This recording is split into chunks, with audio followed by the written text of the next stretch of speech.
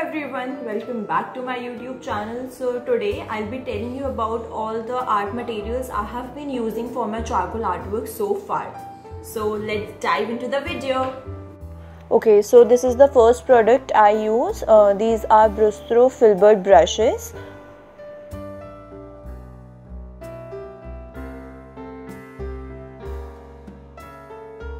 They're also known as hog hair brushes, and they are very hard because charcoal requires hard brushes to merge. Sheets I use for my artworks are Canson and Brustro. But there are n number of sheets in the market, so you can go for any brand. And the only thing to keep in mind while purchasing them is the GSM. So the GSM required for the charcoal artworks is 180 to 250 GSM. Most important product, this charcoal powder. So I use Cretacolor charcoal powder. You may go for any other brand like Brustro or Daler-Rowney, etc. It is 175 grams.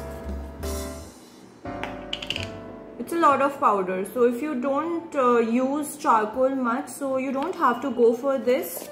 Instead you can just rub the charcoal sticks on sandpaper and use the charcoal powder.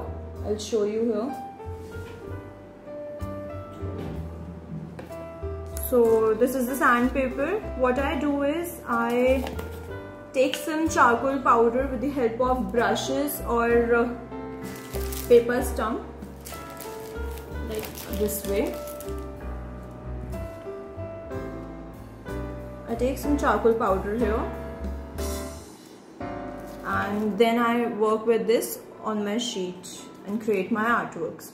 So if you are not engaged using charcoal much, so you may go for charcoal sticks. I'll show you some.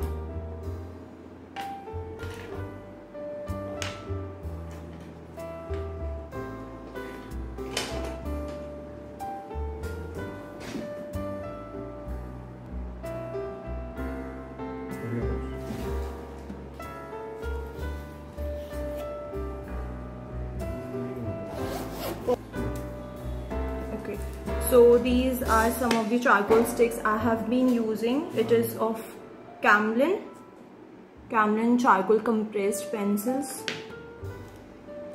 These charcoal sticks are of H&B brand. I got them from this kit, H&B. So I got it from here. These are of hard, medium and soft. So soft is highly pigmented, it's very dark and very soft in blending. Medium is 2 or 3 tones and values lighter than the soft one, and same goes with the hard one. It is 2 or 3 values lighter than the medium one. So you can go for any brand in charcoal sticks as the brand doesn't matter much. So I have Daler-Rowney, H&B and Camlin. So you use this way. Just rub it on the charcoal paper, on the sandpaper, and you get good amount of charcoal powder. So you can use this powder on your artworks as well. So, these are the pencils I use to give darker tones or to show depth.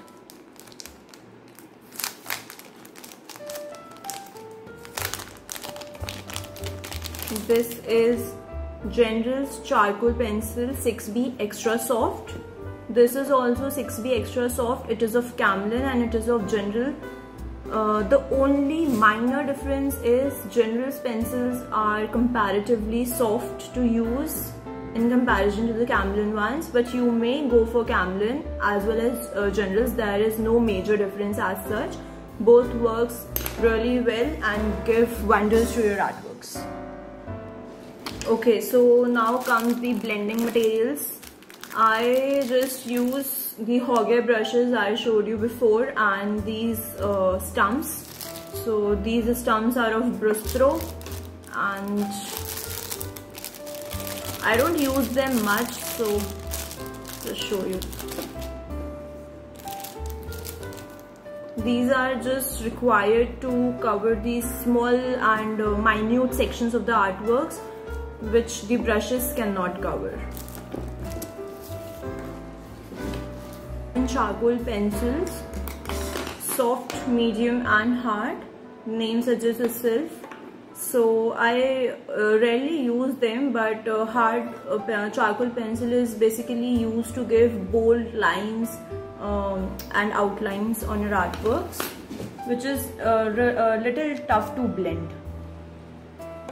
Also, I have H&B charcoal pencils, soft, medium and hard. And the pencils I use to draw my artworks on the sheet are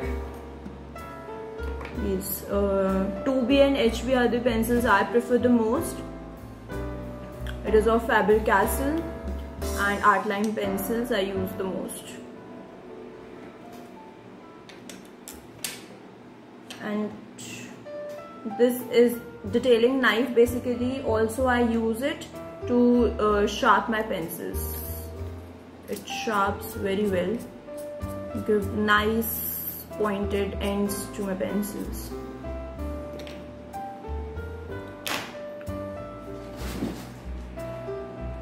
And now comes the very important erasing and highlight tools.